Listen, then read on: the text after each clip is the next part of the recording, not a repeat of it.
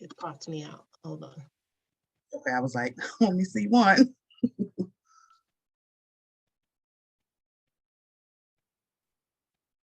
And I'm only doing the message to the waiting room. There's nothing else you want me to do. Right. You can start with the messages now because we're gonna let them in right as soon as we go live. We can let them in now. Okay, Grand Martine. Risings family. Good morning, Facebook. How's everybody doing this morning? Come in, come in, come in. Get your water, your tea, some type of libations. Let's stay hydrated. Good morning, Zoom. Good morning, Teresa. Good Peace morning, and Louise. blessings. Good morning, Abimbola. Blessings, blessings.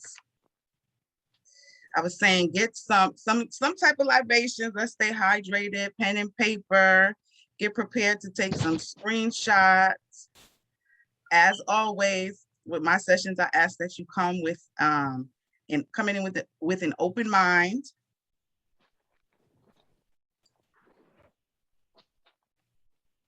Remember that to tell a friend who's not minding their cell phone and the time on their microwave that we rolled back an hour. So we're here now. I'm messaging Good morning, somebody everybody. right now. Good morning, Adam.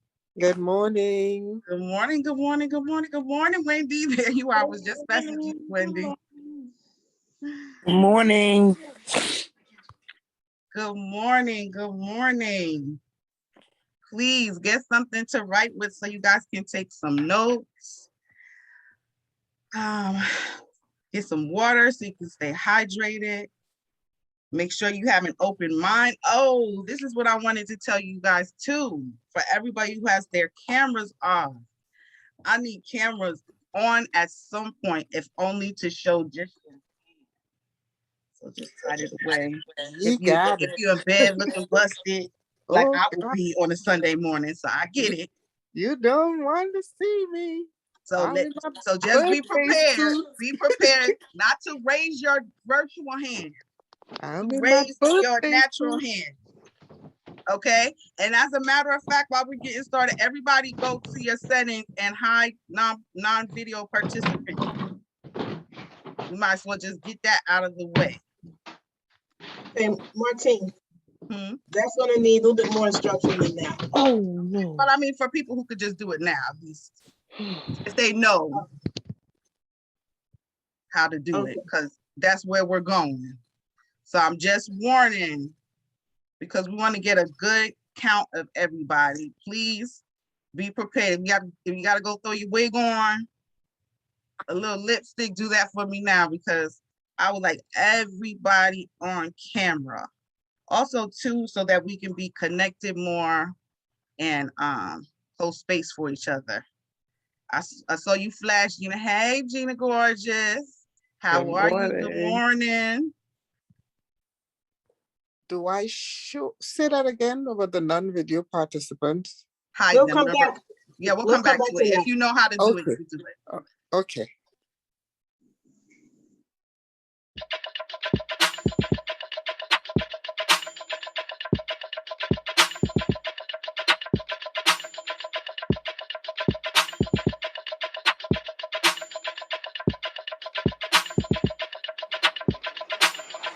Wake up, everybody. It's time to get up. Wake up, everybody.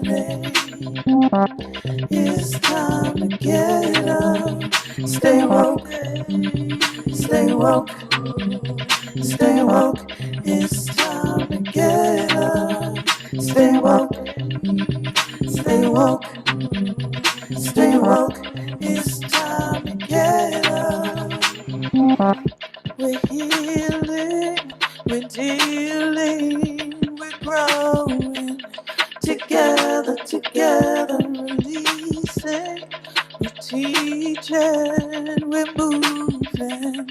Together, we're learning, discerning.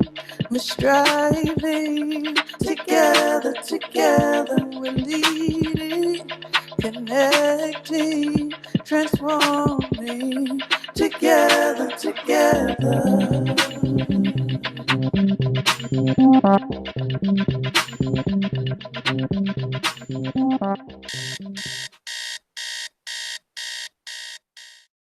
Woo, Grand Rising. Chantel said that extra hour though. I know I definitely needed it. Good morning for those of you who do not know me. My name is Martine Malivers, aka the Change Maker. Welcome to my session entitled Setting Boundaries and the Precedent, A Woman's Right, Part 1. Let me just be a little transparent with my community, right? Because we can do that. I am quite flustered, not as prepared as I would like to be, but I released that because I know where I am. I know where I stand with you. I had death in the family. This week has been a really rough week, but y'all are a priority because I buried my friend yesterday and I'm here with you this morning. So please hold space with me. Hold space for each other because the topic we are going to discuss today, it may get heavy. And before we do that,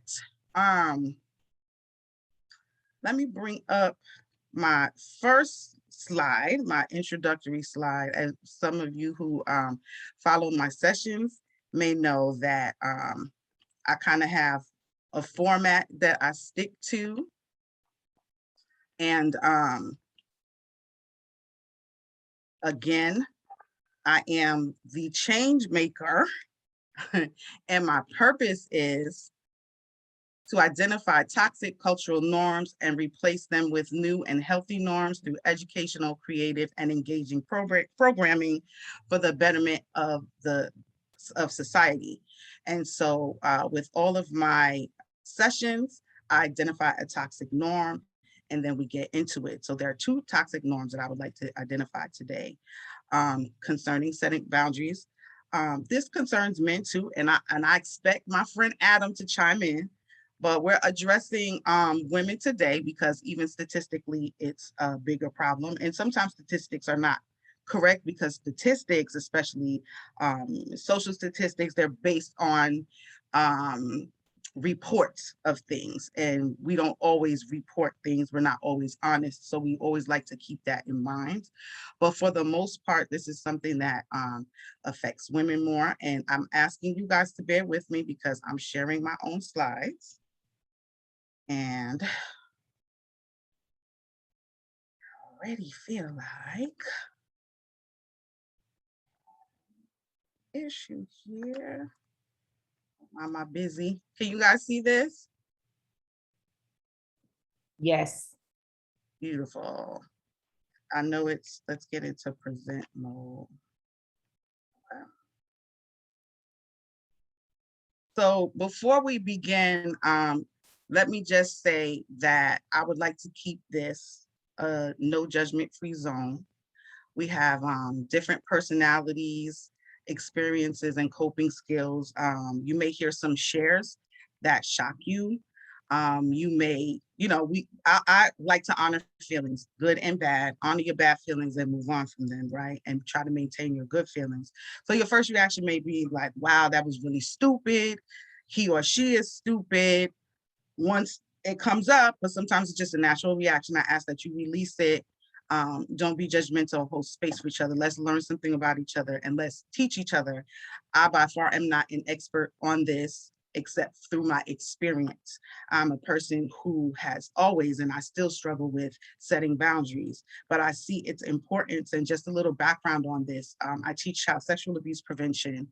And when one of the main points I drive home with child sexual abuse prevention when teaching the children how to take onus over their sacred space is setting boundaries.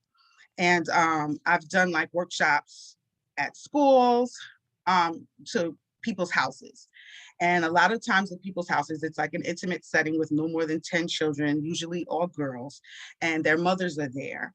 And I can barely make it through the session with the children without the moms interrupting and relating the material to their own personal lives, which helped me to see that older women need that part of the teaching as well.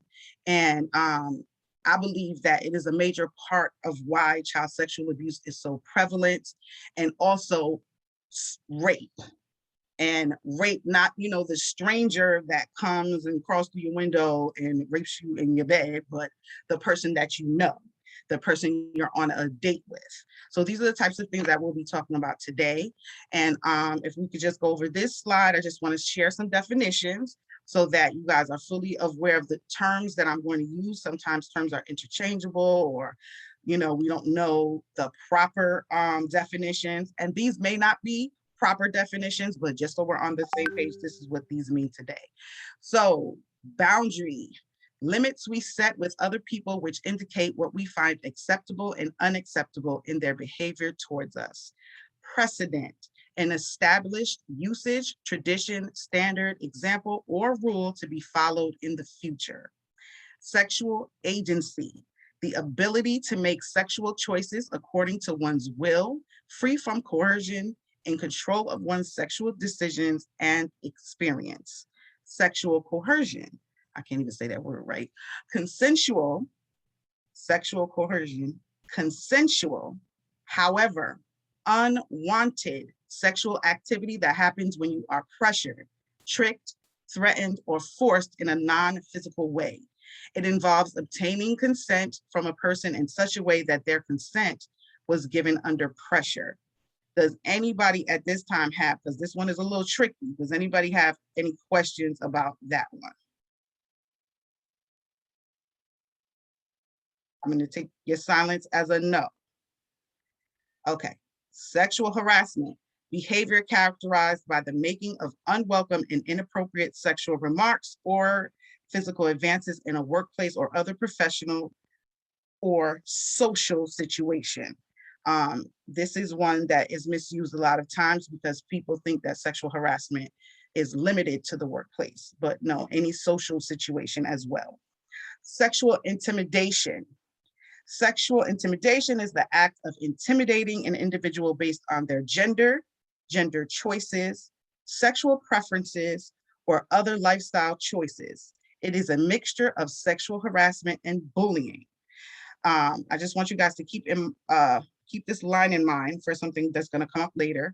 I came here for a party and I am being pressured into doing business. Okay, so one of the toxic norms that I identified is actually a national statistic, and it is about 81% of women experience sexual harassment and 13% experience sexual coercion. So remember, I told you that men do experience this too. That 13% is more than half of what men experience. Again, what is reported. The change I would like to see is setting a precedent, normalizing women, normalizing women setting and maintaining healthy boundaries as to prevent all types of unwanted advances and empowering them to deny such advances without repercussion. The second one is no does not always mean no. And the change I would like to see is a world that encourages women to exercise sexual agency, including releasing shame around sexual desire. Okay, thoughts, questions? Share those at this time, please. Did I stop my share successfully? Hi, it's still up. good afternoon. Good morning. This is Teresa. I think Good we just morning. sexual desire is something that sometimes women, or say myself, we don't always deal with, and sometimes we feeling empowered. I think, well, I might come from the way I was raised and the way the church, have taught me to deal with it. So those are some things that I've been, like coming, away from, and just dealing with, that it's okay. it's for a particular time and with a particular person. So I feel a lot better now about, dealing with my sexual desire. And I'm complete. Thank you. And I'm happy that that's where you are. Anybody else?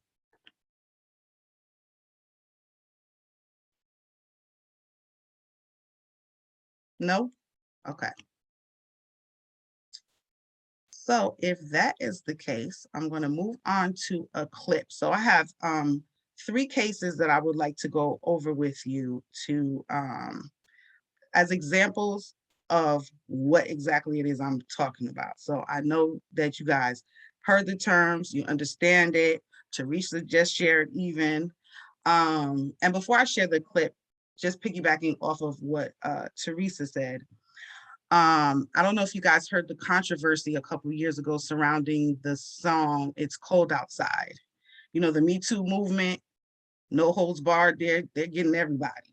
So somebody called that song out and they called it a date rape song.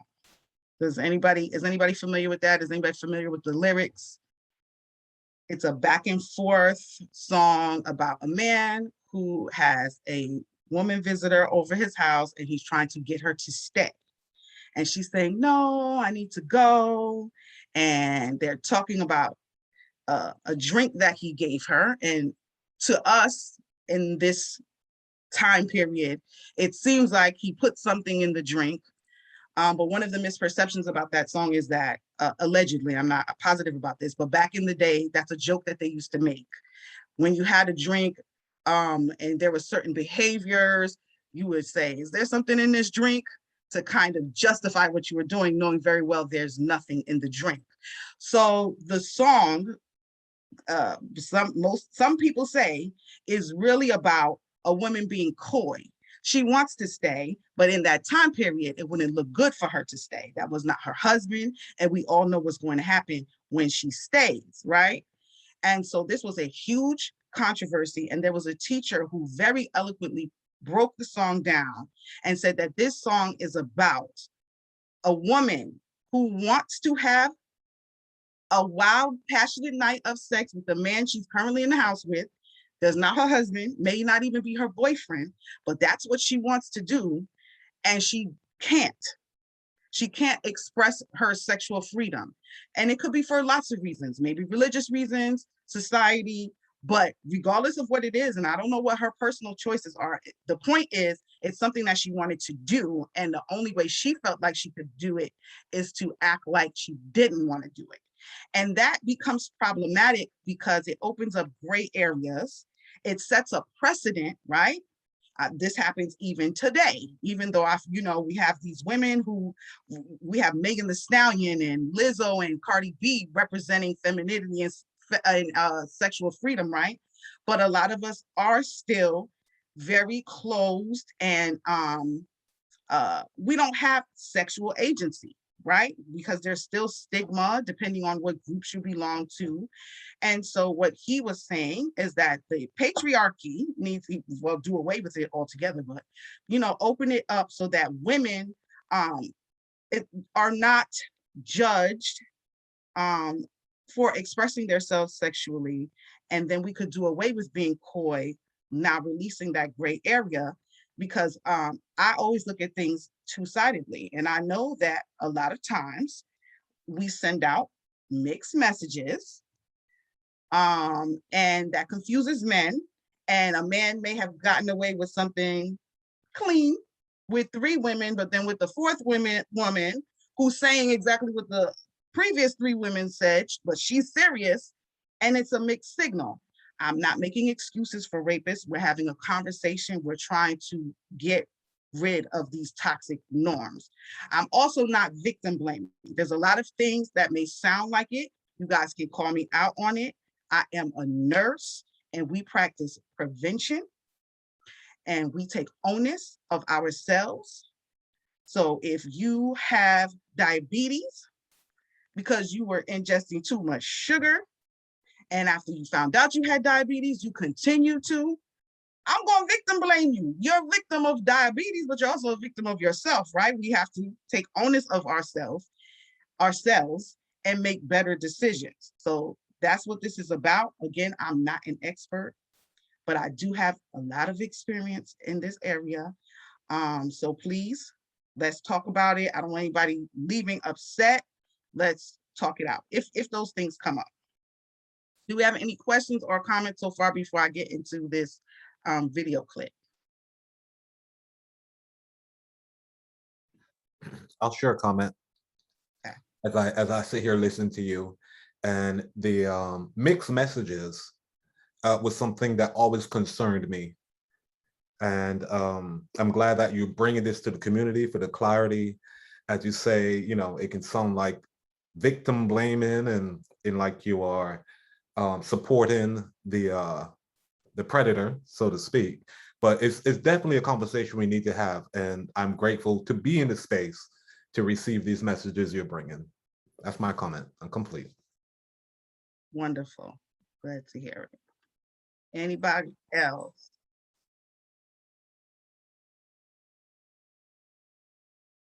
Okay, let me to my screen here. So this is an incident that occurred between Keke Palmer and Trey Songz. For those of you who are familiar, for those of you who are not, don't worry. I want to discuss a recent incident you publicly addressed. Yeah.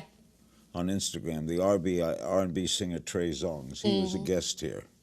Pause. Everybody can hear and see? Yes. Thank you. Ah. He released a new music video for his song Pick Up the Phone, and you make a cameo appearance, as I understand it. But you say you never authorized him to use your likeness. Yeah. Okay. What were you doing there if you didn't want to be in the video? Well, it was a party. It was a regular party. You know, I was in Miami for New Year's, a lot of friends there, people there. You know, so I just went to hang out, and then it turned into a video. You didn't know it would be a video? No, I didn't know. Did you see cameras? Yeah, when I started to see cameras, I was like, okay, they filming a video, ain't got nothing to do with me, you know, until they started asking me to be in it. They did ask you to be in it? Yeah, more than you once. said no? Yeah, more than once. Why did you say no? Because I wasn't in the right mind. I had been drinking and eating, and it wasn't a professional environment. It was not a place where I'm like, I'm in the right mind to decide if this works with my brand, if I like the artist. I don't know nothing about the artist, that it's also in the song. Did you say no to the producer or to Trey? I said first no to the producer, then said no to the assistant, and then said no to Trey, and then said it again after I, you know, came out the closet. What did you mean by sexual intimidation? I mean, just that, sexual intimidation. You know, I mean, like, I feel as a female, often I'm put in situations where sometimes males will use their masculinity, their sexuality to taunt you. You know, I hate to have to bring and say that and make it known, but I mean, look, I ain't the first person that's gone through. People have gone through this all the time. In college, in high school, but these aren't the things that I've experienced. So this was like kind of one of my first major experiences. You know, it would be like you going to a party where the biggest jock is there, and the whole time he's like, you know, you can get screwed, you can get this, you can get that, you know, and you ain't no little girl no more. Have you heard from Trey since you posted it? I haven't heard from him directly, no. Who'd you hear from? I heard from my manager, you know. And your manager said what? The same thing that everybody always says, you know, I didn't know. I didn't know. So your manager had no knowledge of it? No, not my manager, saying that, you know, Trey said I didn't know. Are you planning to take legal action? Yes, I am. I mean, the video is down now. But I mean, but more so, out, it's out and it's over, but I feel more so my point isn't to say, it's not just specifically about this person, this guy and what he did. It's the overall idea that you can't just do stuff to people and it's all right, no matter who you are. Watch new episodes of...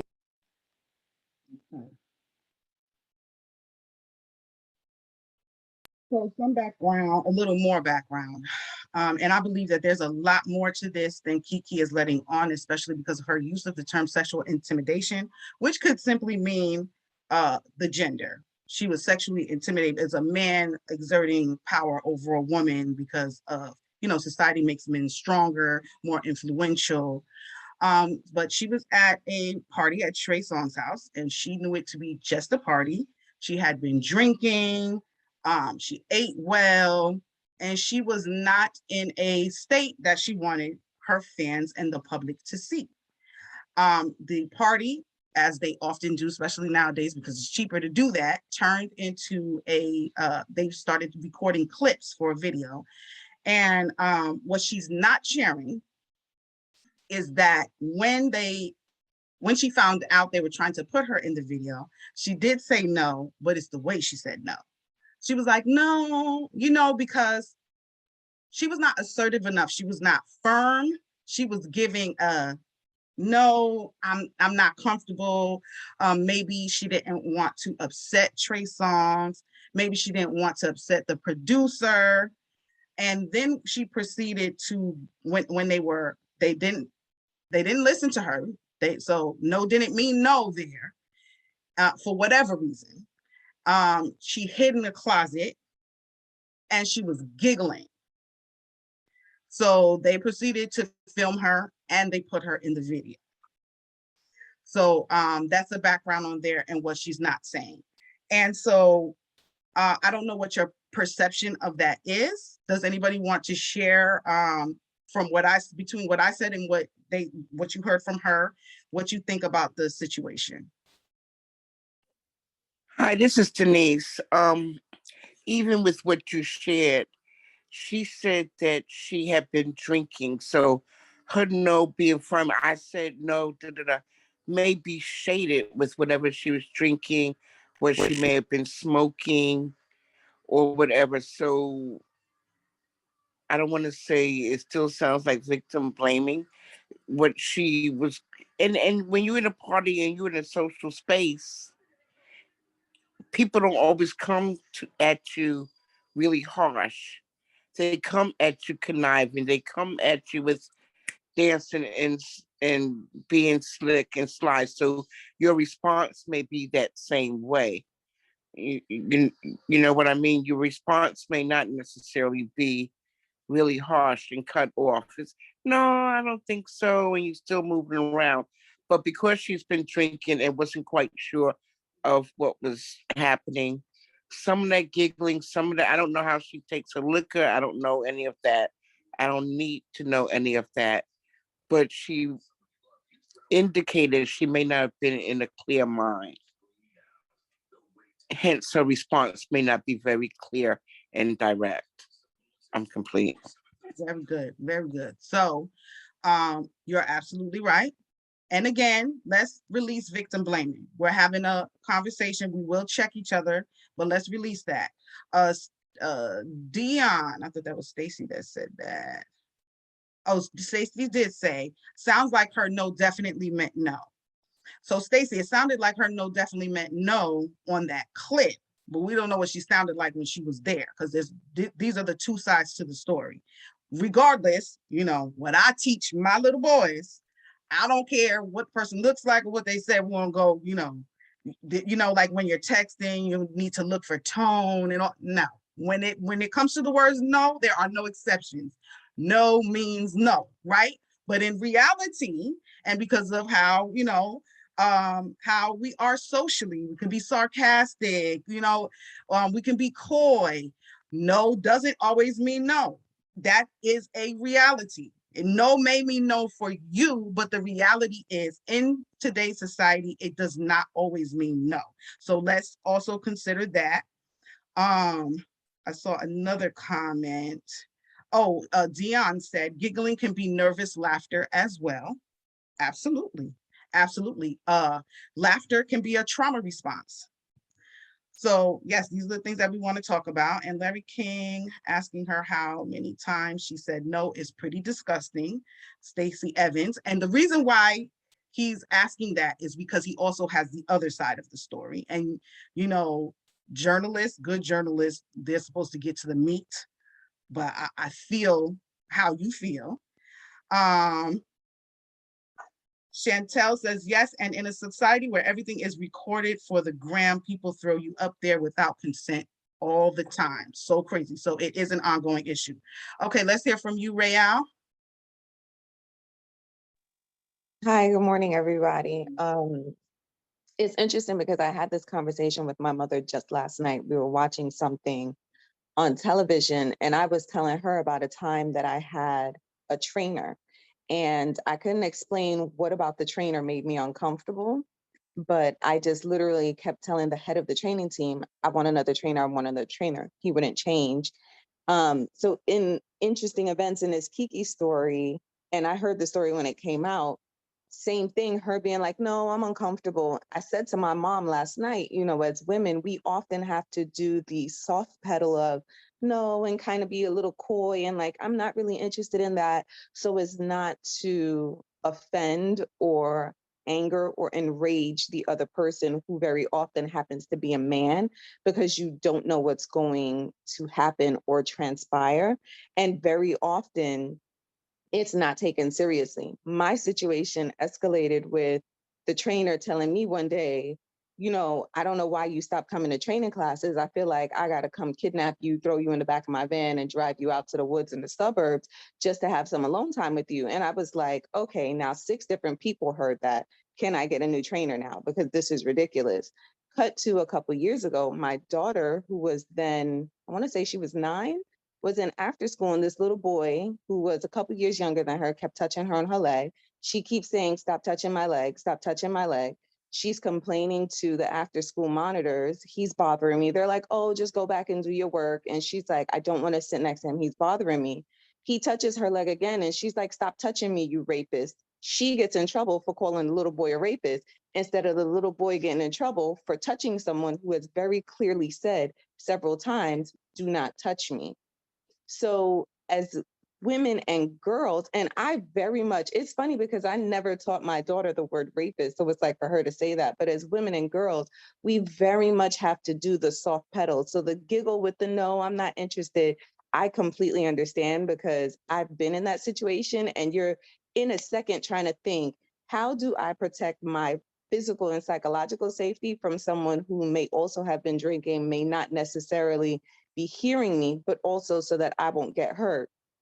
So I get it and I hear it, but I also understand what you're saying too, Martine, in terms of, did they take that seriously? Did they think that she was being coy and wanted to quote unquote be chased? So it's sometimes a bit of a double-edged sword, but we've really got to be like, take people at their word and almost like not listen to intent. But I don't want to jump the shark of what you have to share, but it's Yes. almost So like, let me stop you. yeah. And you say you understand what I'm saying. Let me clear up for everybody else what I'm saying. What I'm saying, it's not my opinion. It's a fact. In our society, those become gray areas. So I can see how maybe they were bullying her and we're going to do it regardless of what she said. Maybe the only thing that she could have done was actually leave the house, right? But I can see, because of that fact and that gray area, how maybe they could have thought she was playing around, she's being coy. Oh, maybe it's because she doesn't think her manager, you know what I'm saying? But as somebody said in the chat, there's so many more now, I'm sorry. You do, I think it was Zakia, you do need to have a release. And this does happen also, and this is why she's suing. That's those, I'm assuming that on those grounds. Go ahead, Teresa. Hi, this is Teresa. I think the problem is that our society has allowed men to deal with women a certain way. And sometimes even when saying no, there is a problem with, there was like, I had a man say to me, you must be gay. I said, no, I just don't want to be in a relation with you, but it was like this same man has been pursuing me. Just recently he stopped pursuing me because I was like, just leave me alone. I don't want to be, because I just, like, every time he came in my presence, I didn't feel comfortable around him. So I wasn't going to, try to date with him enough like that, because just something about his spirit was like, said, hell no, stay away from him. But that did not stop him, and then one day I was like, I don't want to deal with you. So, that's it. So just leave me alone. So a lot of times it's not because you're saying no, it was like, I have gotten, aggressive with him and say no, but that has not stopped him. And not what had happened. But the problem is that my community says, oh, he says he loves you. I don't, like I said, I don't give a damn because he says he loves me. I don't feel comfortable being with him, so I don't care. So they are encouraging it because it's like, oh, I know he loves me.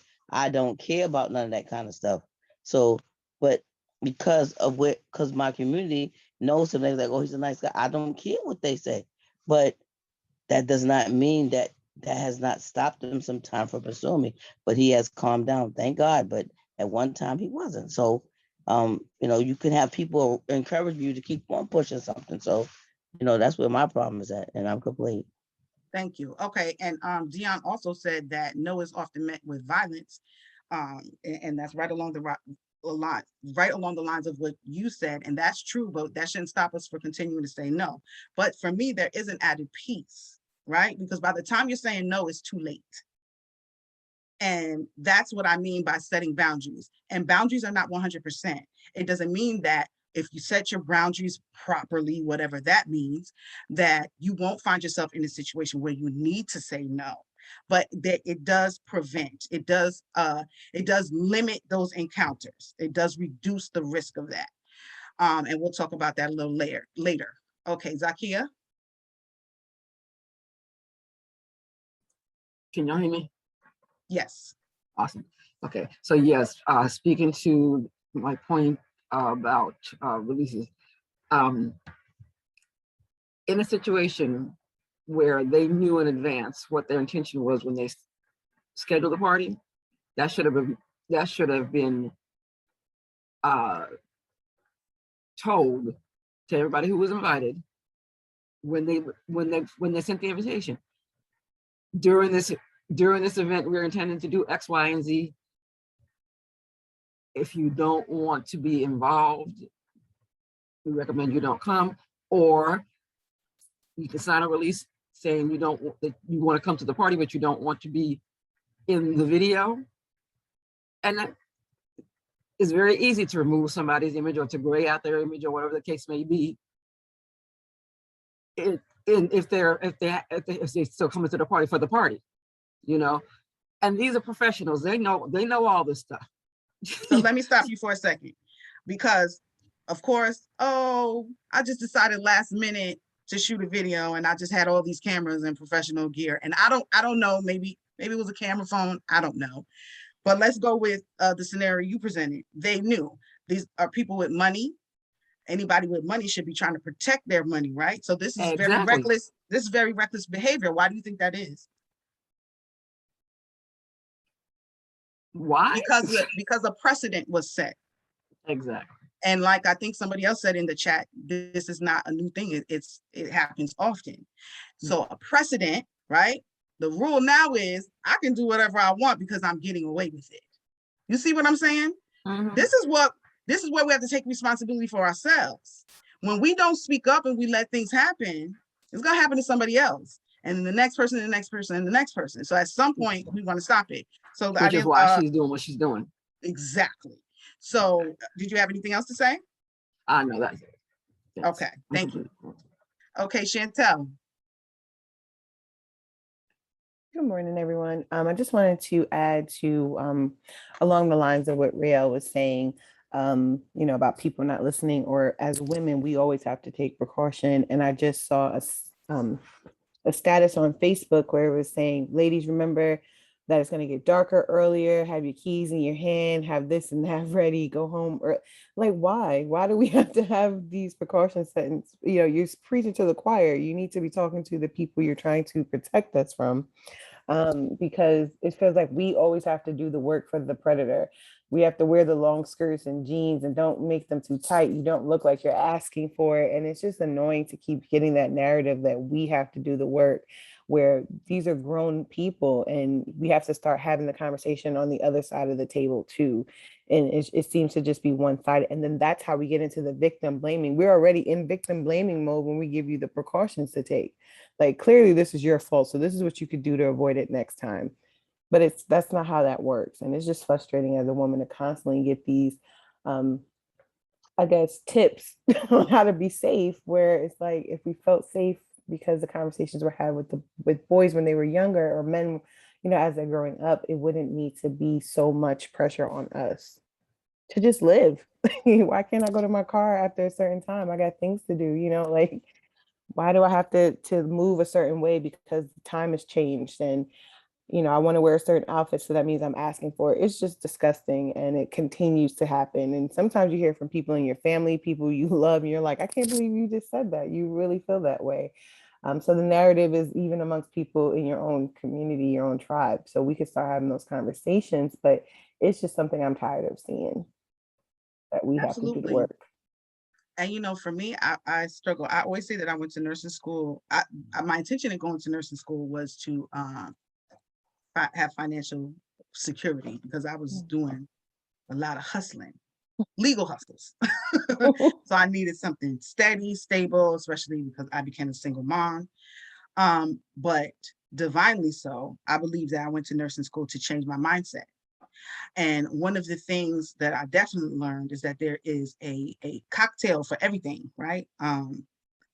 If you see in nursing, you see the outcome, the person is sick, the person is dying. How did they get there, right? So that's hard for me in situations like this, because as you brought up, why should I have to mind what I wear? You're right. A woman should be able to walk out naked in the street and should be protected, if anything, or she'll say, I don't need your protection. I feel like being naked in the street right now. A lot of you may not agree with that. We don't have to agree with it, but I think we will all agree that she shouldn't get raped because she was naked in the street. Or some of you may think, hey, that's what she gets, right? But as a nurse, if I put my nursing cap on and I think about this, if you know that dressing a certain way may get a certain response, what is your priority? If you're not a pioneer who is, and there's women like that, you see them all the time at the marches, they come out with the breast out because they're making a statement. If you're not sacrificing yourself, why are you not making the adjustment? And I'm saying that as a person who likes short shorts, low cut shirts. And it's a question my mom asks me all the time. And I want to be like, oh, whatever. What about your pictures when you were wearing short shorts? And she always says, that's because I didn't know better. I know better now. And I'm teaching you, right? And I've had personal experiences. I remember one time I was with a group of women, gorgeous women, and it was me and my not so gorgeous friend, right? We're having a conversation, right? I can be real with y'all. Not so gorgeous. She had on this dress, like I was like, girl, where you going? It was like, I was like, did they paint that on you? And I had on some very, very short shorts. Out of all the women that were there, we were getting harassed, her severely harassed, to the point where it was like, okay, do we need to call security, right? And then we had that conversation.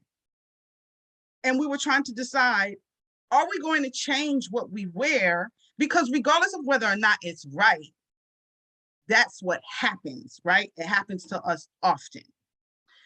Does anybody have any comments on that? I just wanted to throw that on the air before I roll to the next clip. Mama Mao. Oh, I debated whether or not I should say something because this might blow one's hair back. But back when we were in charge, when we were the ones that were setting the tone, women, the feminine energy, things wouldn't happen like that. Of course, it was back in those days when they were around the campfire and back in caveman days. Okay, can you get that? When the energy on the planet was women, we were the ones that was moving and shaking. We gave it over to the men, and we relinquished all responsibility of how they behave. So as women, wow, we raise our children, we raise our men folk, we instill in them norms and what have you. It's our responsibility for what's going on in the planet, why we are in the position we're in. I'm not saying blame, our responsibility. Ashe.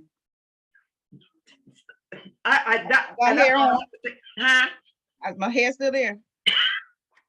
It's our responsibility. What's going on out here? We can change it if we get our mindset to have it another way.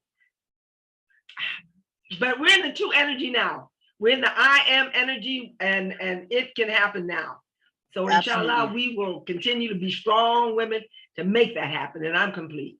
Absolutely. Ashe. Okay, last year before we go on, I can't see. Oh, that's Stacy. Hey, Stacy. Hello, Grand Rising. How are you? Grand Rising. I had a question regarding what did you say that the question was that your mother asked you that what was that? I had the avoid the authority. It was an A word. It's something that you said that it missed me. What was the question? I don't remember, Stacy. There wasn't a question. She just was saying, I She asked said I her. didn't know better. Mm-hmm. And she No, said, it now I was know better. it was something before, right before that. Gosh darn it! But it was like Tracy, right she before. was saying, she was talking about when she wore, like a really like sexy looking dress that she got, her and her friend, like was harassed. Is that what you're talking about? When and her mother was telling her, that she said to her mother, I did the same thing. You did the same thing. She said, but I didn't know better. But now I know better. So Yeah, but it was something she said before that, like what was I had the authority to do that, or something like that. It was like I had the something to do that, but I lost it. Agency? The who? Agency? No, it wasn't that. But anywho, too bad that I did. But this is an important conversation. And what came up for me really quickly is now when what Chanel said, like about the keys or looking for the purse. I automatically, the other day, something happened or somebody sent a clip of some woman looking for her keys or ladies have your keys out. And I thought of my friend I took out for her birthday a few weeks ago. I dropped her off to her house. And this was the second time I dropped her off to her house. It took her at least 4 minutes to get her keys out of her purse. And she had to walk up her steps. And I wait. I never leave my friends. I always wait until they get in the house before I pull off. And I text her the first time. I said, girl, do you live there? Like, you are taking all day to get these keys out. And she laughed and she went in the house. So I dropped off again. And when I got that message about like women have your keys out, I wasn't just thinking like, oh, people shouldn't bother us because we got to get our damn keys, which it would be great if that's the world that we lived in. Unfortunately, we know the temperature, like the vibe of what is going on. And I do agree with Mama Amal that we are in a certain place where we can flip that right now. And it's going to take work. And I just said, I'm going to text her again and be like, can you please make sure that you move your keys to a certain ring or something so that you can get in the house? She has 3 daughters and I want to make sure that you're safe. And I'm sure that it can be annoying for some of us, but it's just like the extra precaution. So it's just like, better, do better. We know that shit could pop off. Just have it ready just in case so that you're protected. But I hear you, Chantel, and I get it. So yeah, because it's like, is it fair? No. But yes, self-preservation, protecting yourself has to come first. So there has to be a little balance there. Absolutely. Okay, I'm going to move on to the next clip. And so I want you to mind, so this is Wendy Williams. I know she triggers a lot of people. I want you to mind her stance on this. So this is a follow-up. So Wendy Williams reported what happened, in her, I don't know, whatever segment where she's bringing up current events, and she definitely was not on Kiki's side, and you will see that. And she says a lot of things, and we get a lot of this in our lives. So when we have, again, in the beginning I said we have different personalities. A lot of us are very, very, very assertive, and we're able to stand up for ourselves, but many of us are not. And a lot of us who are assertive, we can do that, look down on people who cannot. And that's another thing that I want to change, because we really, really, really want women to empower each other, and the men too. And I'm minding the time. It's 6:57. So before I go into the clip, I'm going to say now, anybody who needs to leave, thank you very, very, very much for being with us. My contact information, I'm going to drop it in the chat, and I hope, watch the rest of this playback, because of course, with this community, the conversations are always, as Shawnee would say, juicy. So hopefully we don't go into overtime, but catch the rest of it on the playback. I'm gonna share my screen again. I'm at the party, we're having a good time, and that's my whole thing, is that we have to start saying no when things don't feel right. But Now, why did you just leave? Because I was nervous, honestly, you guys. Think about your first time that you were in a situation where someone challenged you sexually. that is not, you don't know how to act. And it was very Sexually? nerve-wracking. I mean, you know how it is. You know, you're a woman of power. How many times have you been tested in situations of how you can stand on your own and not fall at the hands of someone else? But I was the girl who would always leave, though. And I did leave. But I mean, if I hid in the closet for a couple seconds, what the hell? She hid in the closet. Okay. Yeah. All right. We agree to disagree on that. But are you still suing him? That's a dumb lawsuit. My thing is, at the end of the day, it's reached its resolution. Okay. I'll say that about it. It's reached its resolution, and it's not I'm not a hateful person, but I am the kind of person that's gonna say, I don't belong to you, and I'm gonna quiet the noise and find my voice. Interesting. There's something more to this story, something sexual. We didn't know about anything sexual. Speaking of which... Wendy, you're... Okay, I agree with Wendy there. I do think that there's something more to the story, but that's her right not to share everything, right? And I'm very proud of her. She's articulating herself wonderfully. I actually have one, because that was a 12-minute clip, and I didn't want to play all of, I forgot what I came out for. Hold on, guys. This is the last clip. Full screen for whatever reason. It won't allow me to come out on the Zoom. Bear with me.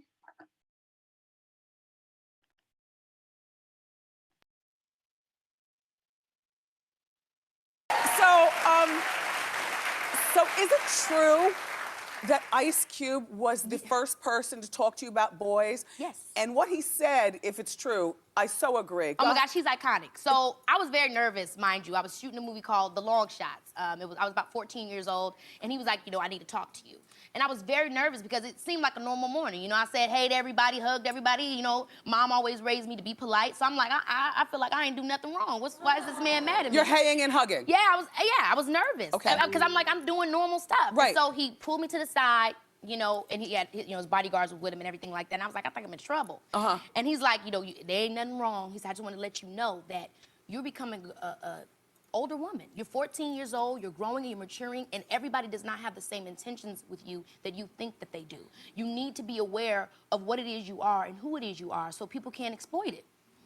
So and I didn't understand that. Ease up really. on the hugs, maybe? Pretty much saying, be aware of what's going on. When you're easing up, when you're hugging somebody chest to chest, they feeling something. You know what I'm saying? And when people are in just know what you are as a woman, what that means. And it's a harsh reality. And that's why I know for you, when the whole Trey Songz things happened as well, I was like, I know you have to have had throughout your career situations and like that you have felt. And I would have loved to share that with you. You know what, I'm trying to think, and I don't think that I have. I've always avoided situations. I'll be honest with you, I've always avoided situations like that. How would you say you would avoid it if it's like if you're trying to interview somebody and the whole time that you're interviewing them, they're saying, damn, you're fine as hell. What do I have to do to get with you? Well, what would you say to a young woman that's watching a show? Because my homegirl, she just had a situation. She went to, a job interview. She sells stuff. She's trying to do her pitch. And the whole time, the man is making a pass at her. Well, what do you do? What would you tell? After 30 years in broadcast, always with a hot mic, interviewing a lot of guys. Yes. And guys who would hit on, but I would say, thank you, thank you at first, and then say, stop trying to divert me from what you did last week, okay? Stop with You the call batting it out. You call it straight out. With the mic live. With the mic live.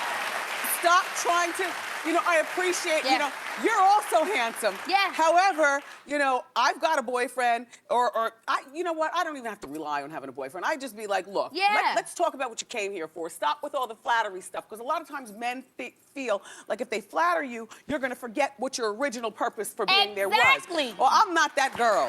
Exactly. Never have been. Exactly. So now, who are you dating, or what are you dating now?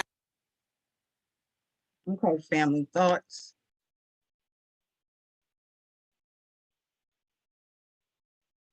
One thing I'd like to point out is how she brought up that conversation that she had with Ice Cube at 14.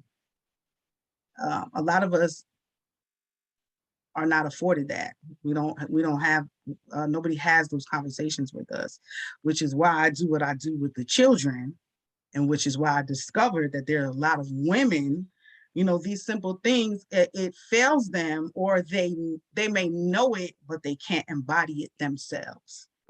Sweetness, good morning.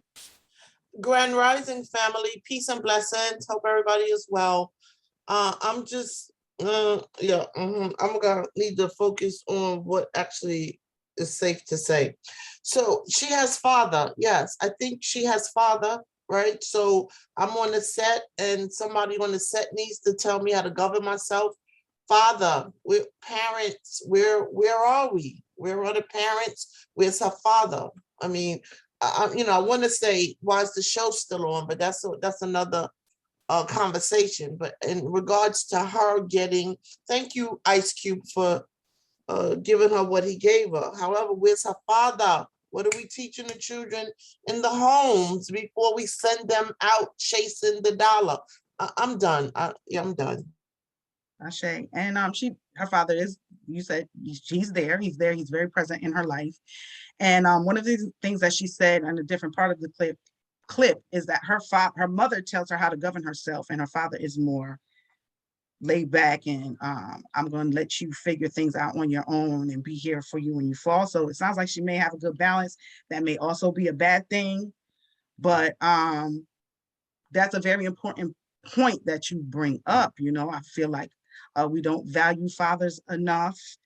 We do have issues in our community with absentee fathers, and you know, for what the men who are on here, you are valuable and very important to this process, because there are certain things that hit a little different when they come from a father, right? Especially because the dynamics that are shared between especially a mother and a daughter, right? I think we can all attest to that. Gina?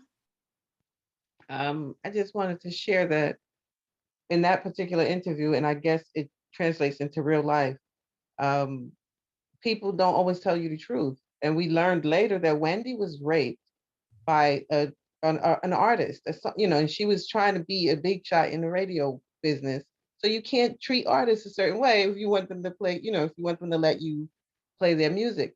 She went on a date with a young man, or went to his hotel room thinking it was one thing. He raped her. So for her to sit there, you know, and support Trey Songz and try to blame Kiki and say, well, no, there's something more. I think this is making me very emotional, because I feel like she is what people do. Like, they just try to act like, no, I would never, that can never happen to me because I'm the type of person who does XYZ. Meanwhile, we are all the same. We all go through the same things, and we need to support one another. So it was just like, man, how could she sit there and tell her that you know, it would never happen to her, knowing in her young youth, because Kiki's much younger. So Kiki's new in her career. She's trying to break through the music business. She wants to be an actress. You can't go to professional parties and act all crazy. People will look at you funny. They won't hire you anymore. So she had to get herself together. I appreciate, look, do what you got to do. Run in the closet if you have to, you know, but get yourself together. Don't run out the door, because somebody can follow you, and you've been drinking and you probably don't know where you are. Do you have a ride? Are you able to drive? There was a lot of things she had to gather up in her mind before she decided what her next move was. So as a big sister, we needed to support her. Wendy needed to be that big sister. And I guess for us, we just have to look at things the same way for our lives. Like, when a young person, or you know, or even someone older than us, they might be going through something. Maybe they're young in that area in their life and they've never had that experience. So if we have the experience, I see it that we really do need to share the experience and support each other. And I'm complete. Let me bring a additional perspective to that. So let's say that really did happen to Wendy, and she evolved and she learned from it, and now she's this woman, right? That's the thing where I'm saying to not be judgmental. And I didn't take it as her taking Trey Songz's side. I took it as her putting the onus on Kiki to know to leave. Okay. And she could have said it differently. That was not out of love. It was more out of judgment and blame. But she could have said just that differently. So we'll get into that a little later. Thank you for your share, Gina. Thank you. Okay, Miss Teresa. I just want to respond to what Kate Sweetness said about someone chasing the money. It's like, if her gift is to be a talented artist, why? Because, she's being an artist that, is not, I don't think it's about chasing money. She's a very good actress. And so it can happen to a woman who's a nurse or a doctor that someone can harass them. So it has nothing to do with about what gift that you have as an artist or a person who's working in a career. It's just that the thing what Ice Cube did with her was like, hey, because like I have a dad, my dad didn't know how to talk to me. So it wasn't because my dad wasn't there. My dad did not know how to talk to me. So it Different personalities, right? Right, because right. So and I've always wanted him to talk to me, but he didn't know how to talk to me. And so now we could talk. I mean, I'm in my 60s, and me and my dad are talking more than we ever talked in my whole life. But because he's grown. But when I was younger, my dad did anything. If I would have said something to my father just would have tried to kill them. It wasn't about him saying, "Well, Teresa, when you're around men, this happens." No, that was not a conversation that was had. My mother was said it, but she said it in a way like like men is nasty, they're disgusting. So it was like I had a lot of mixed up messages, and so I had to learn some stuff from other people, not even my parents. So I think that our community, we need to get back to just the village community, because it was the village who helped raise me. It was the village who taught me a lot of things. And so that's what's missing in our community right now, is that village thing. Because I remember one time I was smoking like 5 o'clock in the morning. I had my mother's cigarette smoking, and it was my neighbor who called my mother and said, "You know what, Teresa? You know what, Margaret? You're not the only person in your house who smokes." And I was like, "Oh, there go that nosy man right there." But he was part of the village because he was looking out for me. Now, I had no idea that he was in the window at 5 o'clock, but I wanted to try smoking. So I was in there killing myself, smoking a whole pack of cigarettes in the window. So the community is what helps us. And so, because like I have a granddaughter, and sometimes I like she's gonna be 16, and she showed me a dress. I was like, I'm not ready for you to be 16 and wearing a cute dress like that. I'm just not ready for it. But what can I do? Because this is where I'm living at. It's like I can't throw my fears or my negativities onto my grandchild. Her father said he's okay with it, so I have to be okay with it. But I told her I'm not ready for it. And I was glad that I said it like that, So she, I didn't like put like, "Oh, that's just disgusting." No, I didn't say that to her. I said, "I'm not ready, baby girl." That's it. And so that gave us a whole new way to talk about stuff and a whole different mindset. And I'm complete. Okay, thank you. And that, yes, that is important that we address the community, because again, we have different personalities and we fall short sometimes, and it may take that neighbor to fill in that space. So let's be conscious of that too. And I feel like times are different than back in the day, because it's like, don't talk to my child. Right? We have all that kind of stuff going on. But yeah, hopefully after somebody seeing that Wendy Williams interview, somebody had the same conversation in a loving way with Kiki. Okay, so I have Stacy, Chantel, and Dion. Dion is going to be my last share on this, okay, guys, because we have to get moving, because a lot of times we address the toxic norm and we don't get into the solution. All right, so go ahead, Stacy. Yes, I think the part of community and all of this that's happening with all of these different instances, and especially what's coming up about her father. Why didn't her father say this? Why didn't the mother say this? We are a community. We do not raise our own children. That's what I just want to say. I mean, we raise our children, but it takes community. I was looking at some clip with Queen Afua the other day, and she was just talking about how, parents, different parts of the community may parent a different part of your child. Like sometimes I take care of my friends' children, like different, and I know they get from me stuff that they would never get from their parents, or they would not receive it the way that they receive it from me, that they would receive it from their parents. And it might be the same with my child. So it's just very important that we just not be like, well, that's your mama, and your mama should have did it, and your father. It is a community. It takes a village. It's so present. Like, going back to anything in our ancestors in different countries and how they move in just different indigenous parts of the country. I will say the Bible, some parts of, what people take, okay, that's good, there's bad in there. But there definitely is that's missing. And I think that we are in a space to bring that back. and we can do whatever the heck we want. I don't feel that all is lost, and I don't feel like, oh, but it's not the time and we can wait for the world to change. Like Mama Amal said, that we are in that I am space, and we definitely can do it. I think that that's just bring it. And I'm ready. Thank you for this. Yes.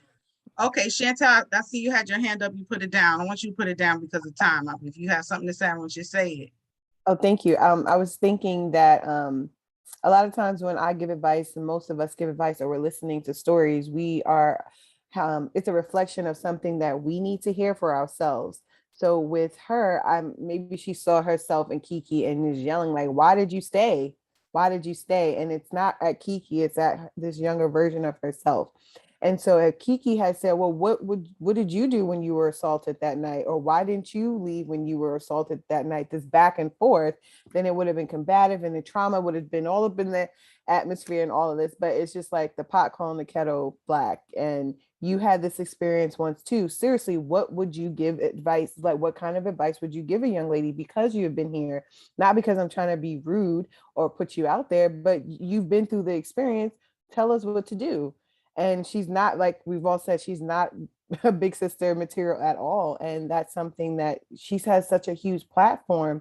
And we're like, why is the show even on still? Someone likes it, and that's scary.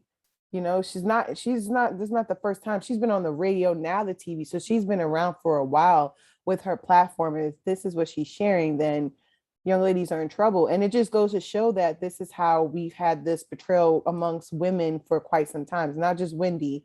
So I just wanted to put that out there, and how a lot of times when we're talking to people and they're soliciting advice from us, we're giving advice to them that we need to have for ourselves. It's a reflection, it's a mirror of that. And that happens to me all the time. And as much as it might hit you in the face, it's like, this is how this was supposed to be presented for you to get it.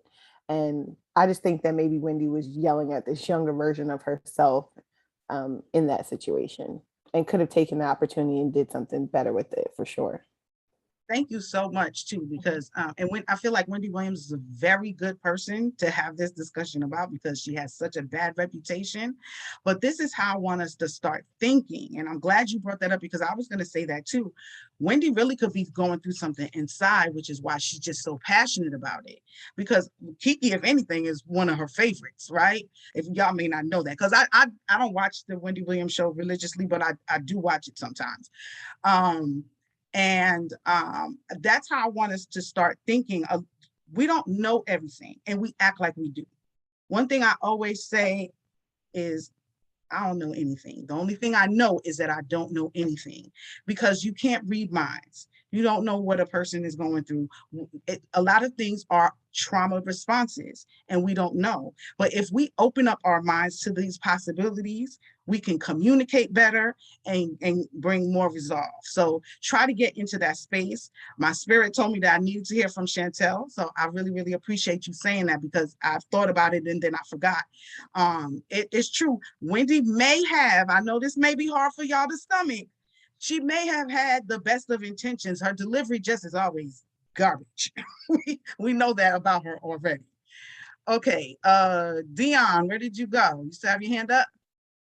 I took it down, but I typed it in the chat mostly, that as a parent of 3 children, and one of them has been a victim of sexual violence, but all of my children were taught no means no. And I just wanted to point out that women make sexual comments to young boys as well, because I've been in the park with my elementary school son who wore 34 men's clothes in 5th grade. And it's like, oh my goodness, I'm gonna have to freeze myself and wait for him. No, ma'am, no, ma'am. Would you want some man to say that about your daughter? I know you have 2 daughters and I have sons and daughters, but they are inappropriate comments that are accepted. It was like, I don't want to hear that you looking at my son in this manner in elementary school and playing, like, I'm sorry. So there's various comments that are stated in regards to women as well as men. And I know you're covering the larger spectrum, but definitely saying that and telling my boys no means no. And they think that I am too graphic. So that's why I love you, Martine, because I was like, I don't care if you halfway in, no means no. You know, and they're like, Ma. I'm like, look, I'm just saying. So I just wanted to cover the spectrum on the other side. Absolutely. And we're not gonna forget about you, man. I'm surprised Adam hasn't come on here yet. That's gonna be part of part 2. You're muted, Dion. Adam typed a whole bunch in the chat if you want to Oh, read. see, and I can't even keep up with that chat. I looked Adam over is and doing- my ADD is just not doing it. Adam is doing sets and reps over there right now. Getting it. I know where Adam Hearts lies with this. I promise you, Adam, no person left behind. This is part 1. Okay, so I'm gonna read out 2 scenarios. I'm pretty sure we're gonna go into overtime, so check me and let's get through this. And I'm going to try to get into character because I'm going to express woman A and woman B, 2 experiences, and then we're gonna go into can your family need help giving everybody instructions on how to hide non-participant videos, and I need everybody to come on video. So while I'm talking about this, get your wig on, your little lip gloss, or if you absolutely cannot get on video, because I have those days, just move out of the shop. Give me a hand. And you'll know what I mean later. Okay, I'm trying to get into character. I'm woman A. I met a guy online, and we were having a great conversation. I felt a real good connection. I was very excited about meeting him. And the day came for us to meet, and we went out on a date and went to dinner. And it was just, I felt like I've known him forever. I was so comfortable around him. I was very attracted to him. After dinner, we went to the movies, and the attraction just started to grow and grow and grow. And after the movies, he asked me to come back to his house. And I know it may be stupid, but I went back to his house. So went back to his house, and we had a couple of drinks, and we were talking, and we were watching movies. And then he started making, light advances on me. We cuddled a little bit. And I started to get a little nervous, but it was feeling good because I really did like him. And I was sure that nothing was going to happen. But then he started to continue with the advancements, and I started to get a little uncomfortable. So I told him, I said, hey, let's chill a little bit. I really want to go there. This is our first date. I'm not really comfortable. And we went back to laughing, and the conversation was great. But then started making advancements again. And I let him know again that I wasn't interested in doing that right now. And, he's a nice guy. So, he stopped. And we continued. And now the conversation kind of got sexual. And we were talking about, what we like sexually and what we don't like. And then we started to kiss. And then he started trying to go down my shirt. And I told him again, I said, please stop, please stop, please stop. And we continued talking, and then he tried again. And I don't know, I just got into this mind space, and I just gave him some, but I really didn't want to, but I did. And after that, I just felt horrible, and I never spoke to him again. That's woman A. Woman B. I have a friend, and he's a very, very good friend. I really love him. I've known him since we were kids, but since we were kids, he's been trying to get some. And I mean, that's what dudes do, right? Like, I rarely have any friends who haven't tried at least once. And so over the years, he gets a little more persistent, but he's my friend. So I'm like, dude, chill. Like, I don't even see you like that. Stop it. Like, please, ew, no, I would never. And one night we were all out. It was us, a group of friends, and we went back to my house, and we were drunk a little bit, and he was really being forceful and trying to kiss me. And I felt really disgusted because I had even been throwing up. I was so drunk, and he was trying to kiss me through like my throw up mouth. Like, that's disgusting. And so, please stop, pushed him away, whatever. And then we just continued on. There's always something unsettling inside of me about him, man. But he's my friend. I've known him forever. I know his parents. He knows my parents. We practically live in each other's houses. I mean, that's okay, right? That's what men do. I mean, I should be happy that somebody's attracted to me. Well, one day I was in a little trouble, I was very distraught and upset. And I was in a situation that I needed to leave. I was in a living situation that I needed to leave, and I didn't have any money. So I called my friend because he's my friend and I always can depend on him. And I asked him, I said, can you pay for a hotel room for me? And he said yes. And he took me to the hotel. He booked the hotel for me at the counter. And I just knew, and I just prayed because I was so tired and I was so distraught. I had been crying. I just prayed that he wouldn't follow me. And sure enough, I said bye to him, gave him a kiss on the cheek, of course, because he's my friend. And I walked away and he followed me. And now we're in the elevator. And I really wanted to tell him because I know what's coming. I really wanted to tell him, please leave. Like, I'm not beat for this. I keep telling you, I don't even see you this way. You're my brother. Please leave. Follows me into the hotel room. And at first, it was cool. We're watching TV, but I was kind of tired. And I told him, I want to go to sleep. I'm really tired. And I guess that set something up for him, the idea of sleep, laying down in the bed. And he proceeded to make advances that he's never made before. And I was just so tired. And I kept fighting him off. But then he kissed me on the back of my neck, on my back. And that's one of my spots. And it felt good. And I was just so tired. And I just said, fuck it. And I gave him some. And we're still friends. And he's still trying to get some. And I just act like it never happened. Whenever he tries to bring it up, I say, what are you talking about? I don't know what you're talking about. That never happened. Because I really just, I don't want to encourage it. I don't want to deny, but I want my friend. I'm so afraid of really addressing it with him and it ending our friendship. But with all this stuff happening with the Me Too movement and everything, we had a conversation about it, and he told me that he's really sorry and he's starting to see things differently. And we talked about rape culture and how in his childhood, that's what he grew up on, and how we used to like playing Squeeze the Charmin or stealing kisses was just a normal thing, and how there's a lot of things that he's starting to recognize that are wrong. But so I would say that he really stopped with the advances, but sometimes when he's drinking, it happens again, or sometimes he's just making inappropriate jokes. And I just feel really, really, really, really, really uncomfortable. I'm complete. Thoughts, shares. Well, thank you for saying that, Martine. I'm glad you brought that up because I understand exactly what you're talking about. And there's been situations in the past where that happened.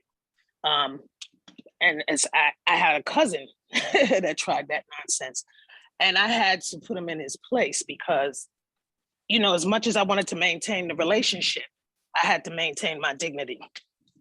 And so I had to let him know, listen, we can't have these kind of conversations anymore. You cannot talk to me about stuff like that. I think that is outrageous. And if you want to be in my life, you're going to have to control yourself. And if you cannot control yourself, then I suggest that you remove yourself from my presence at all times, because I'm not going to tolerate it. To this day, we're not comfortable with one another. We saw each other at a funeral about a month ago, and it was his mom. And it was a very awkward, uncomfortable situation, because it's one thing for it to be a stranger, a man or whatever, but this is my cousin, my second cousin.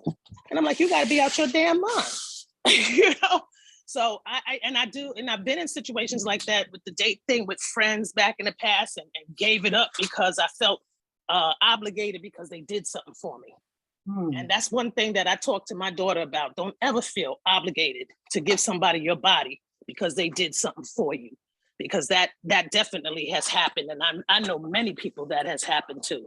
So, I guess coming from a place of trauma, that would trigger me. And that would make me probably go off, and I would not be the most cordial person, to say the least. And I'm complete. Shame. Come on, Adam, come with it. Good morning, everybody. I just want to say that this issue is very, very complex. And I just want to say at all levels of the industry, especially in this country, I believe that this country don't have the tools to, address this sexual abuse issue.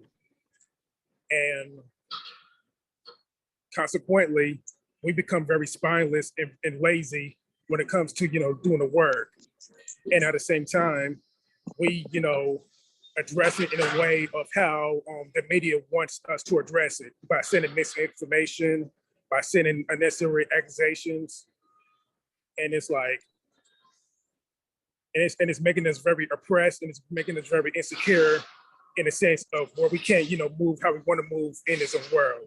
So I just want to say that at all industries, at every level, it's very corrupted. And I feel like that we should follow these type of people, and we should, be able to, think for ourselves at some point, and stop, depending on others to, fight for us, because they will never do it.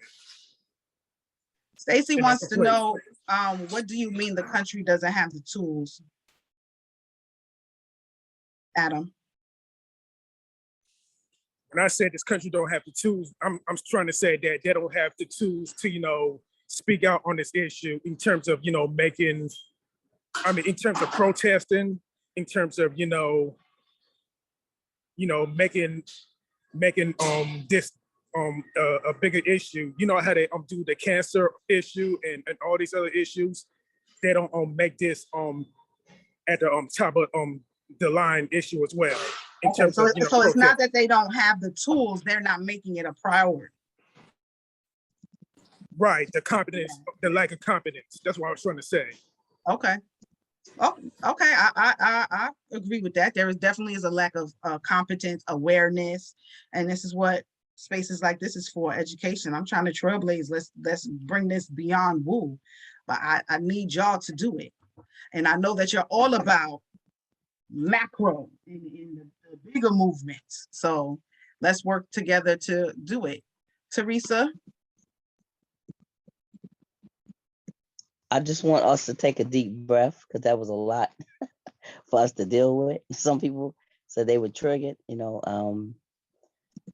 you. Because remember, I yes, told y'all to hold yes. space. I Let's just look wanted at to the take, squares and let's hold just space take for a each deep other. breath, because that was a lot that you even discussed, and someone in this place could have had, actually dealt with some of that situation and been actually that person. I mean, I want to give you an award because you were so damn good. I was like, what the hell? You was good, but you did that well. But Can I tell you a secret? Can I tell you a secret? Yes, ma'am. I'm not going to take the all the credit for being a good actress, because I am woman C. Okay. That's my story, and it's something I'm still struggling with today. Right. Okay. Well, I figured that something was part of your story, but I wasn't sure. But I said the only education I have on this is experience. Yeah. I've been in those situations where I felt, pressure to do that, but I've forgiven myself, for whatever part that I played in it, and some parts of being, attacked, by a person who, pushed themselves on me. It took me a while, and I believe that some of my behavior towards myself is because of that, and how I deal with men, is part of, what I've been dealing with. And I just feel that being in Wake Up and Be the Tree and being around y'all has helped me, do a lot of healing. So I'm a better woman. Like I would have never said about, about me talking about my sexuality, because, it was told that it was disgusting, and it wasn't a sweet thing to do. And so I remember one time in church, I was being, addressed by some men in church. And I came to church looking like an old lady. My friend was like, why the hell you look like that today? I said, because I'm tired of being harassed. And so he was like, don't you ever come to church? Like, that's their problem. But the thing about it is that it was never ever dealt with. It was just said, don't come to church like that. So the problem was never ever solved. You understand what I'm saying? So and that's the place where I find that it happens a lot in churches where where the pastor, has done something, and I'm not, here browbeating, but I've seen it done. I'm talking about what I live with. I live and experienced that. There's times when the pastor has, has done something, and they try to say it was the woman. And I remember in church one time, they was like, "Oh, women, y'all ought to, something, it's like cover your legs." I was like, why? He the one got the problem. It's like, why I got to be covering myself up and all of that kind of stuff because he got a problem, and it was like, I have come out and said to people who were in that position, I was like, well, you need to check yourself. Why I got to be checking myself? You the one got the problem with the sexual issue, and it's like, I just think that, we need to talk about this kind of stuff because we have so many people that are coming out and saying different things that have happened to people in churches now. And it's sad because the church has been one of the main places that have hid that. And a lot of people have had that happen, and so the Me Too moment should have been out a long time ago, but I'm glad that it's out now. But, like Adam said, is that it's not really dealt with because it's a hush-hush situation, where, you can't make the leader look bad. Well, hell, he made somebody else look bad, so why the hell he can't be dealt with? But, that's something, that's one of my issues right now. Was like I had a friend that happened with her pastor, and, she was trying to protect her, and I got mad with her. I didn't want to speak to her for a while because, she was saying, "Oh, leave my pastor alone." And I had to really hold myself back because I'm like, that's some BS that you're talking right there. But it's just something that is not dealt with. And I'm just glad that I'm in a place, of getting healed and dealing with a lot more than I've ever dealt with in my life. And I'm complete. Thank you. And what you're talking about again is another precedent. And these are the things that we need to change. We need to set new precedents. It is a precedent. When influential person commits these types of, we just call them crimes, they get a pass, they get support from the community, and the victims get hung out to dry. Okay, it is 7:35. Admins, are we okay with going? I need to hear from you, Kenya. We good? How long is this activity outside of the instructions on how to do this? The activity will be real quick. We have 3 shares as well. I really would like to hear everybody's voice. And there's a part 2. John Carl, don't you go nowhere because I was going to call on you. I see you put your hand down because we need to hear from the men in this space at this time. And can we do that, ladies, especially Stacy and Sweetness, because we heard you, and then if we can y'all hold yours until the end? I want to hear from John Carl and then do the exercise. Okay, wait. I still need more information. So it's 8:36 now, and this activity. What's our cutoff? No. Yes, 8:30. So what I asked is that if we need to go over that, you're given an extra 10 minutes, which means 8:40, and that would be from. But that would be from 8:30, like the extra, so 8:40. Okay, so guys, we're not going to be able to then, this is important because I didn't even get into how to set the boundaries. This is what always happens though, right? So let's make sure. I want everybody here. We had, I think, 35 participants the last time I looked. Now we're down to 31, and I really who encourage people to watch the playback, and let's make sure we come back for part 2. So let's hear from John Carl, and we can try by 40, but it's 37, so it's not 10 minutes from 7:30 was 6 minutes at the time that you said it. So we probably just have time for John Carl. Okay. In your share, I heard mixed messages, and recognizing that there are several different languages being spoke.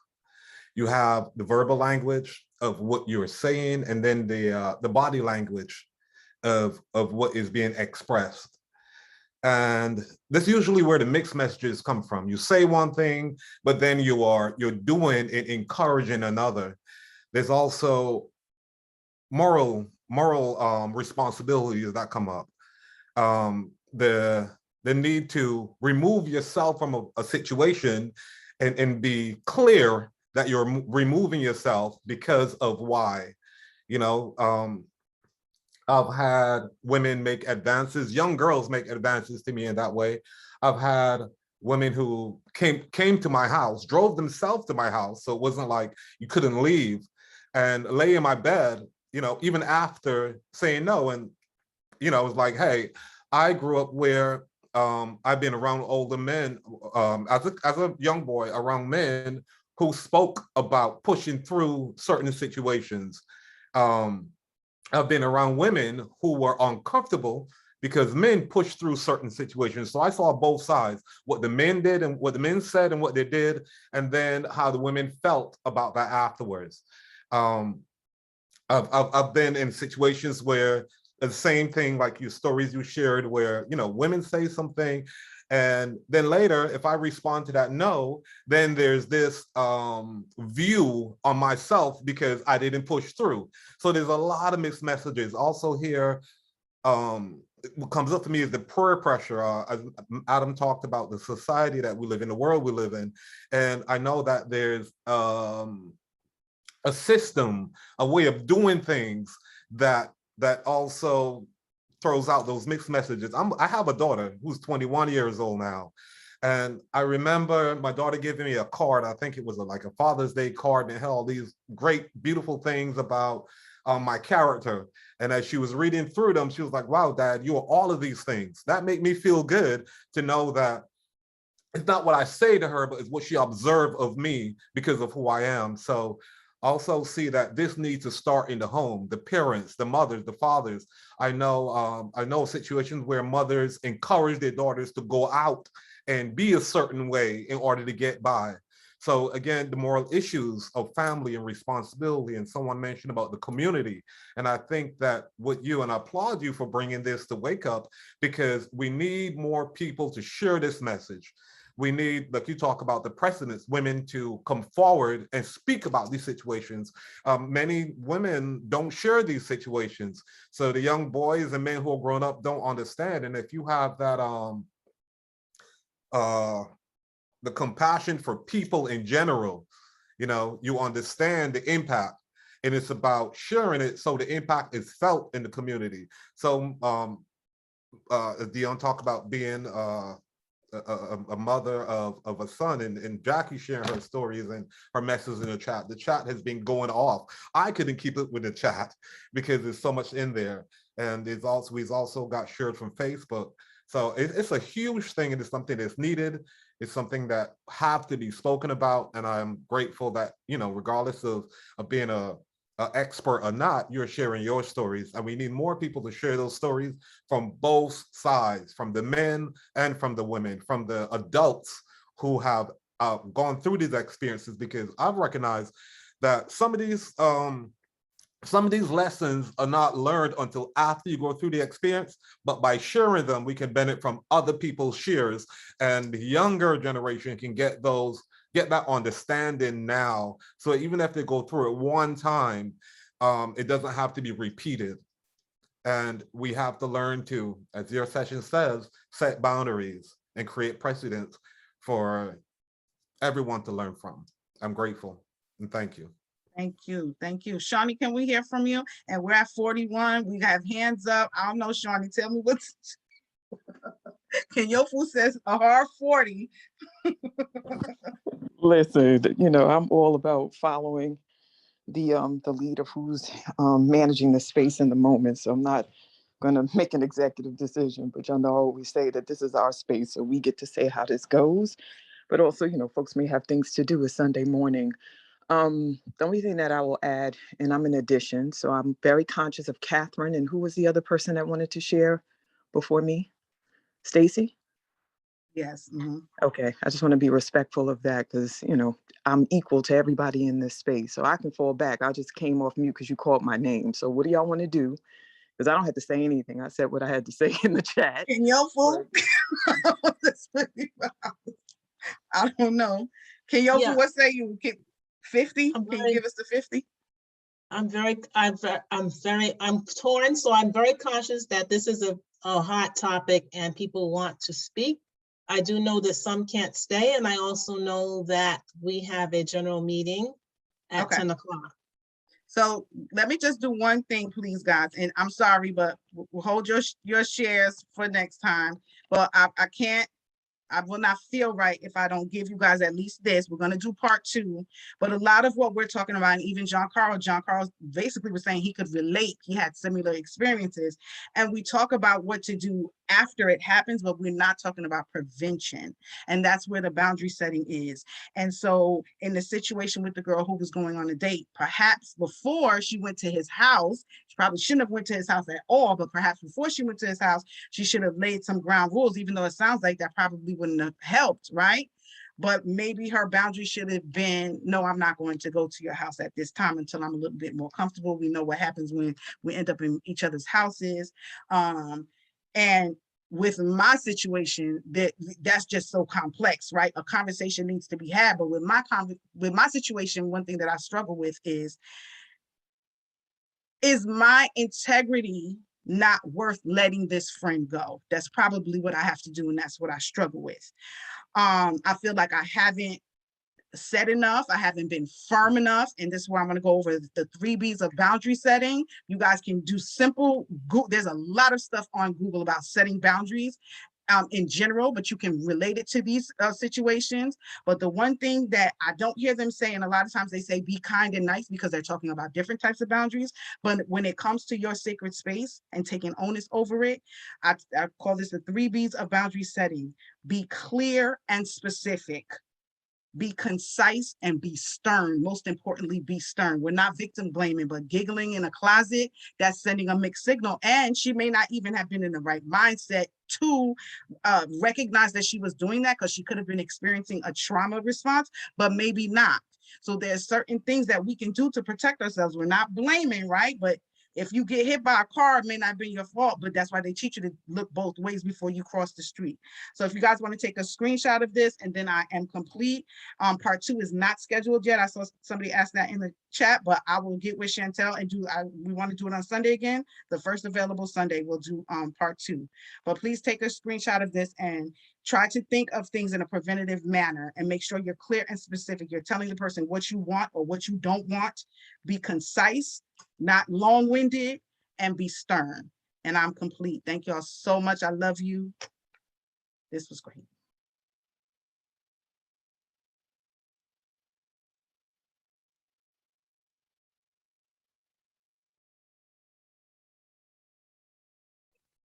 Sorry. Okay, so my special offer for the first person to email me is a complimentary 1-hour session on setting boundaries. And the winner has 30 days to redeem the prize. So the first person to email me, that is my special offer.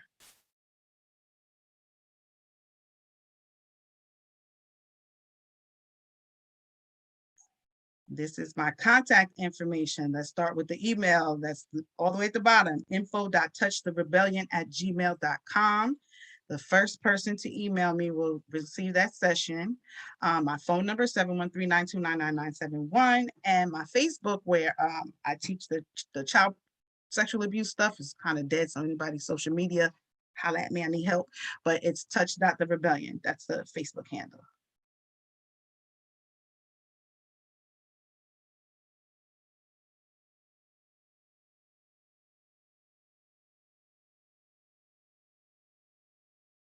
Love offerings and donations. Shower me. I pay myself a little bit sometimes, but your donations, besides admin, go to the nonprofit Touch the Rebellion, where I teach child sexual abuse prevention. And I have workshops not as heavy as this, but that's what I teach these kids, is how to set boundaries and how to maintain their boundaries. Because I truly believe that won't always stop a child molester from making a move, but they work off of manipulation. So that's where your money will go to on my end. And I'm sorry, because I'm not used to saying this slide, but the code, so you Zelle or Cash App Spirit of the Woman, the code is 451NM. Sorry, that's the most important part, right? Code 451MM, so it comes to MM, Martine Malivers, and I appreciate and respect all donations. Thank you. Coming up next, join us on Monday, November 8th, 2021 for Carve Out Time for You, Alters, Use Creation and Becoming. And that's facilitated by the wonderful and beautiful Dion C. Monsanto. And on Tuesday, November 9th, 2021, Breathe Away Holiday Stress for Real Peace on Earth. And that's facilitated by Ayo Handy Kennedy. Hope to see you guys all week. Thank you so much, Martine. For our new members, welcome to the community. Welcome to the Woo Nation. And if you are one of those new members, please share in the chat, whether you're here in Zoom or you're joining us on Facebook, just put it there in the comments that you are new and let our community welcome you with love. We ask you to continue to join us. There will be a part 2 of today's session that I'm looking forward to, and I'm sure you are looking forward to it also. Another thing to look forward to is our anthology. There would be a Wake Up Everybody anthology coming very soon. Complete a 10-question survey. Your answers will lead to a theme for the book. A new set of questions will be finalized and sent, and then you can submit your stories submission. Forgive me, it's the first time reading this slide here, but it's pretty exciting because I know there are a lot of stories here in this community to share. I myself have my own personal story, and I'd love to hear yours. So our book launch, we're looking to launch for a 2-year anniversary, which is on March 29th, 2022. So excitement, family, something to look forward to. I'm sure this book is going to be a bestseller because I love this community. Here is our schedule for those who don't know it yet. Our schedule is 5 days a week.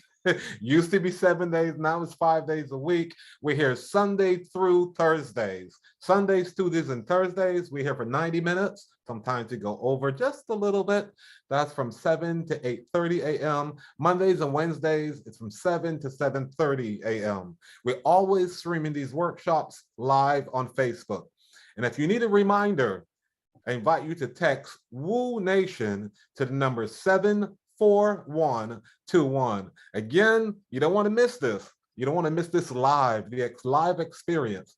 So for the alerts, text Woo Nation to 74121. We have Woo Swag out there. You can find it at bit.ly/Woo Swag. That's our swag store. You can find it again at bit.ly/Woo Swag. Go there now, check it out. See the items we have for offer and make a purchase. Support our community. Thank you so much for being here with us. Here are several ways you can stay in touch. You can register for our Facebook page, which is bit.ly/Woo Community. That's for a private group.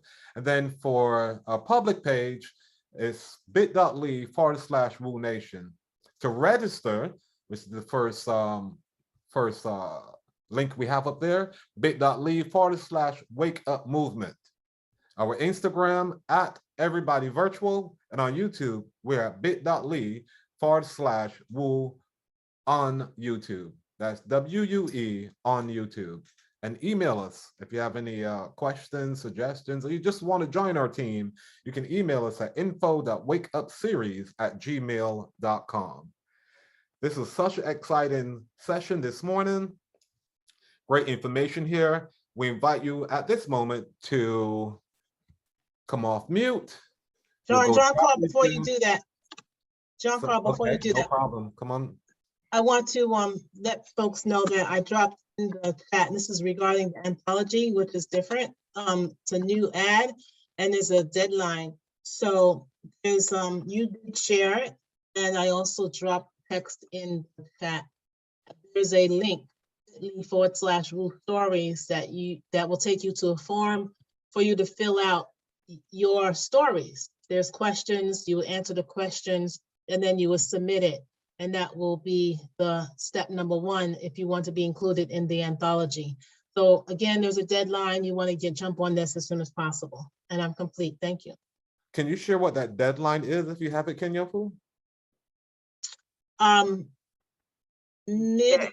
It's Shawnee, go ahead. Yeah, I'm sorry, family.